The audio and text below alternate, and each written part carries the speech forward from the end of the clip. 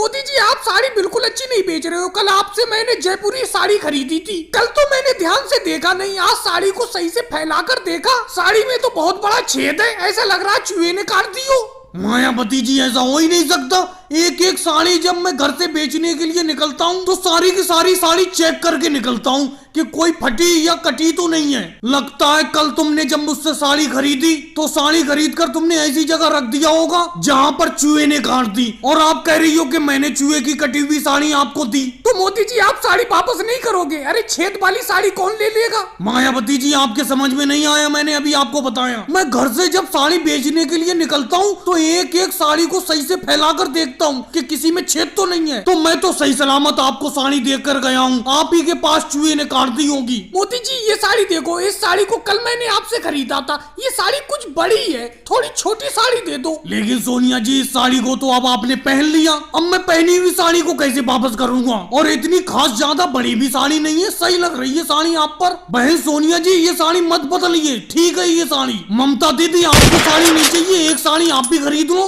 मोदी जी मैं आपसे साड़ी खरीद तो लूं, लेकिन इस टाइम हाथ में पैसा नहीं है। इस बार की फसल भी अच्छी नहीं हुई, अगर फसल अच्छी हो जाती तो 2 साड़ी मैं भी खरीद लेती। तो ममता दीदी मैं आपको साड़ी देने से मना थोड़ी कर रहा हूँ, आप मुझसे साड़ी खरीद लीजिए, जब 2 महीने बाद आपकी फसल आ जाए तभी मुझे पैसे दे देना। मोदी जी आपका कहना तो ठीक है, लेकिन मैं अपने सर पर कर्जा नहीं रखती हूँ। जब फसल आएगी तो 9 नगद ही आपसे खरीद लूंगी, 100 उधार नहीं करूंगी। चलो ममता दीदी जैसी आपकी मर्जी, फिर ये मत कहना कि मैंने आपको साड़ी उधार नहीं दी। वैसे मोदी जी ये बहुत अच्छा लगता है कि आप गांव-गांव जाकर साइकिल पर साड़ी बेचते हो। शहर जाकर साड़ी खरीदने का सारा झंझट ही खत्म हो जाता है। बस हाँ एक दिक्कत है, थोड़ा साड़ी को आप महंगा बेचते हो, शहर में थोड़ी सस्ती मिल जाती है साड़ी। लेकिन सोनिया जी एक बात बताओ, अगर शहर में साड़ी खरीदने के लिए जाओगी आप तो पूरा दिन का वक्त बर्बाद होगा और भाड़ा अलग से खर्च होगा, इसीलिए मैं थोड़े बहुत पैसे ज्यादा ले लेता हूँ। तो क्या दिक्कत है इसमें? भाई लोगों को वीडियो को लाइक करो, चैनल को सब्सक्राइब करो।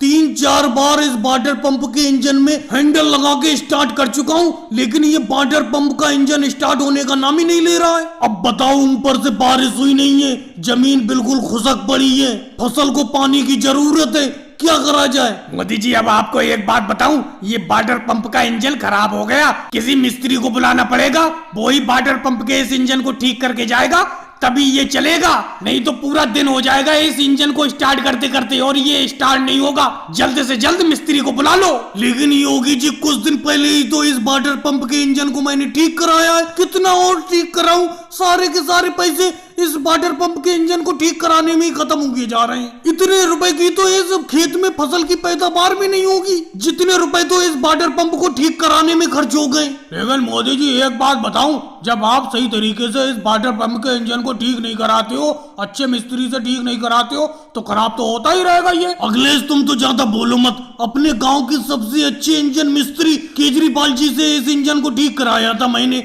तुम बताओ वो बेकार मिस्त्री है क्या? मोदी जी मिस्त्री तो बहुत बढ़िया है केजरीवाल जी, लेकिन उन्होंने कैसे इंजन को ठीक किया था कि ये स्टार्ट ही नहीं हो रहा है। सुबह से शाम होने को जा रही है, लेकिन इस वाटर पंप के अंदर से एक पानी की बूंद नहीं निकली है। क्या करूं मोदी जी, मैं अपने घर जाऊं वापस या ऐसी बैठा रहूं सर पे हाथ रखे?